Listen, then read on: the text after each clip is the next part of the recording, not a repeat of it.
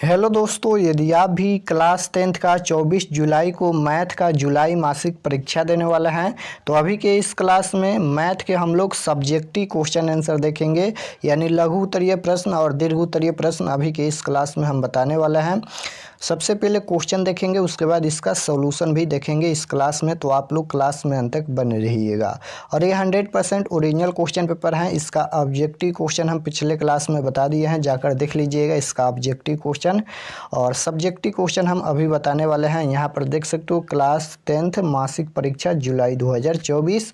आप लोग का एग्जाम 50 नंबर का होगा, 25 नंबर का ऑब्जेक्टिव का और 25 नंबर का सब्जेक्टिव का। तो सबसे पहले खंड अ मिलता है। यहाँ पर खंड अ यानी सेक्शन ए, जिसमें वस्तुनिष्ठ प्रश्न रहेगा। ऑब्जेक्टिव टाइप क्वेश्चन 1 से लेकर 30 तक, जिनमें से 25 का जवाब देना है। उसके बाद खंड ब मिलेगा। खंड ब में यहाँ पर देख सकते हो सब्जेक्टिव टाइप क्वेश्चन पूछा गया है, यानी सबसे पहले लघु उत्तरीय प्रश्न पूछा गया है।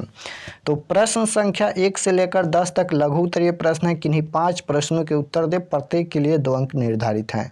यहाँ पर 10 क्वेश्चन लघु उत्तरीय प्रश्न पूछा गया है, जिनमें से 5 प्रश्नों के उत्तर देना है, प्रत्येक के लिए 2 अंक मिलेगा। तो जैसे क्वेश्चन पूछा गया है, यूक्लिड भाग एल्गोरिथम से 867 तथा 255 का मौसा ज्ञात करें। यहाँ पर मौसा बताना है। 2 नंबर है, सिद्ध करें कि x बराबर 3 और y बराबर 2 रैखिक समीकरण 5x - 3y बराबर 9 का हल है। उसके बाद 3 नंबर क्वेश्चन है, साइन 45 डिग्री और यहाँ पर plus cos 30 degree minus tan 60 degree का मान क्या होगा। सबसे पहले अपने आप से इसका सॉल्यूशन कीजिएगा, उसके बाद इसका सॉल्यूशन मिलाइएगा। 4 नंबर क्वेश्चन है, मूल बिंदु से बिंदु -5, -12 की दूरी ज्ञात करें।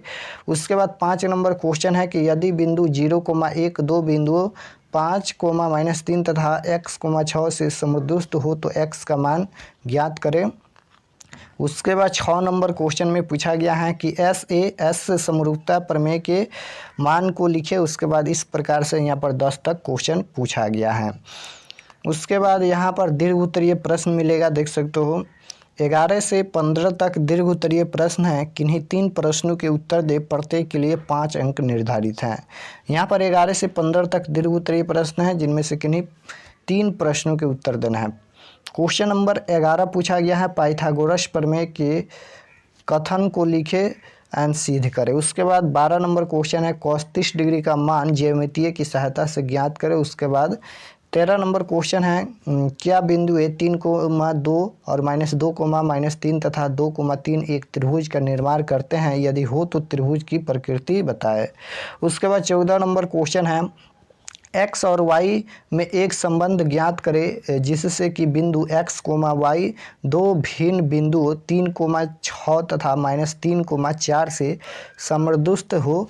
उसके बाद 15 नंबर क्वेश्चन यहाँ पर इस प्रकार से पूछा गया है। तो चलिए हम लोग इसका सॉल्यूशन देख लेते हैं। यहाँ पर देख सकते हो खंड ब है। खंड ब का सॉल्यूशन किया गया है। सबसे पहले लघु उत्तरीय प्रश्न का क्वेश्चन नंबर 1 का सॉल्यूशन इस प्रकार से होगा। दिया गया है यहाँ पर 867 और 200 यहाँ पर 55। इसका यहाँ पर क्या बताना है, HCF बताना है। तो इस प्रकार से लिख लीजिएगा। और इसका फार्मूला क्या होता है, A बराबर BQ + R। तो A का मान ये रहेगा और B का मान 255 गुना 3 गुना 102। तो इस प्रकार से लिखिएगा। तो इसका आंसर आएगा यहाँ पर 51, इसका आंसर आएगा।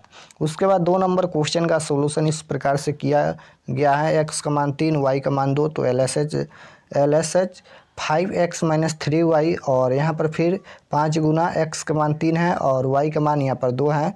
तो 15 - 6 9, इसका RHS आएगा।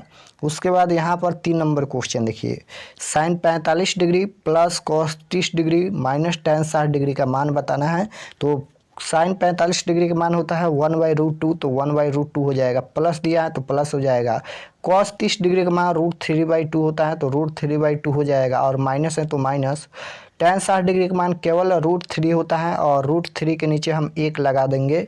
उसके बाद यहाँ पर इसका LCM लेंगे तो 2√2 हो जाएगा। अब यहाँ पर इसका 2√2 हो जाएगा, तो √2 से यहाँ पर √2 कैंसिल हो जाएगा। 2 में यहाँ पर 1 से गुना करेंगे तो कितना हो जाएगा, तो 2 हो जाएगा, तो 2 हो गया।